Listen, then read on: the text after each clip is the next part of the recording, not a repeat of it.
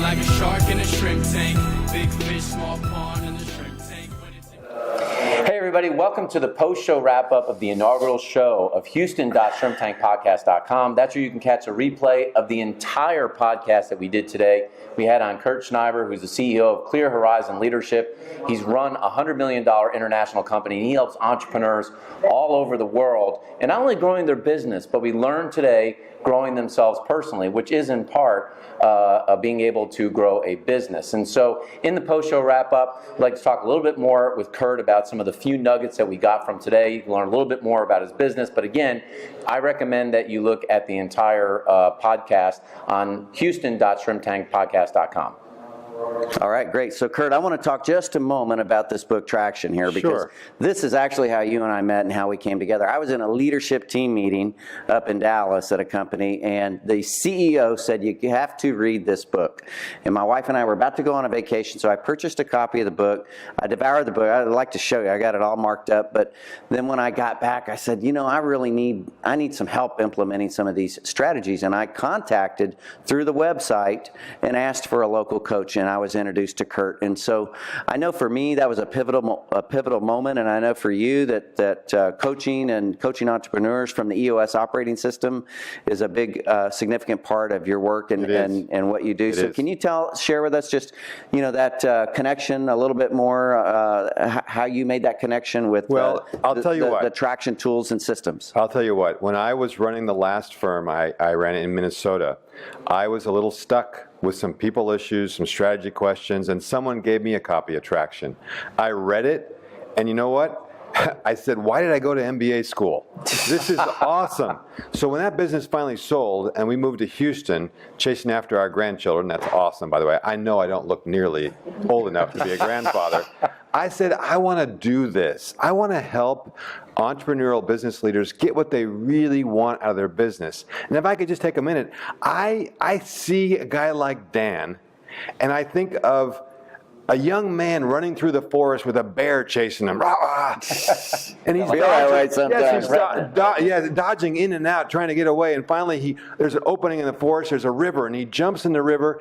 He lands on a stone and gets the other side, and the bear sort of stops, gets distracted, and Dan goes off and does his thing. I just want to be the stone. I just want to be the stone in the middle of the river to help people get away from the mess that is usually a part of running an entrepreneurial business and find what they really want. That's what I want to do, and I enjoy it. It's great. And so we connected in that way. It's like a life ring, because you talked about it. Entrepreneurship is lonely oftentimes because you're the person with all the decisions to make. That's right. And I think that you've been a wonderful friend and resource to me, and some of the tools that you brought into my business and my life have benefited me in such a profound way, and for that I'm very grateful. Well, we definitely have to learn more about that EOS system. I was fascinated in the interview and talking to Kurt today. We asked a very difficult question, I thought, about hiring family members, and he answered it in a very eloquent way. And I wonder if you could talk a little bit more about this whole hire the right person mentality, because I thought for sure you'd say, yes, hire family members, but family member or not, how does an entrepreneur go about hiring that right person? It's on the outside looking in, it seems hard. What does right person mean? And what does it mean to put him in the right seat? That's so confusing to many people. Well, here it's actually quite simple. First, if you know your own core values, and you can hire people who match those core values, that means right person. If you understand the job that person's supposed to do, 4 or 5 fundamental deliverables for that job, and then you ask the questions, does that person get it? Does he or she really understand the ins and outs of that job? Does that person want it? Does he or she wake up in the morning, I gotta have that job, I wanna do that job? And finally, does he or she have the capacity to do the job? Right. Meaning that the time, the energy, the reach, the intellectual curiosity, the intensity required for that job, whatever it is, you gotta get it, want it, and have capacity. Those two things together, right person, fit the culture, and right seat, GWC, get it, want it, have the capacity. That means you got a great person. I love that. Family member or not, doesn't matter. Agree more. You got to get it right. And Dan knows, because he's had those issues a little bit, right? We always have those issues. There you go.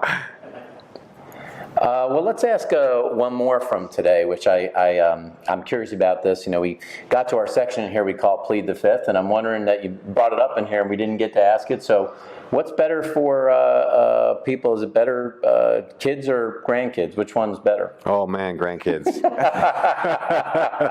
Problem is you Everyone can't, says you that, can't but get grandkids without kids. You know, that's the problem.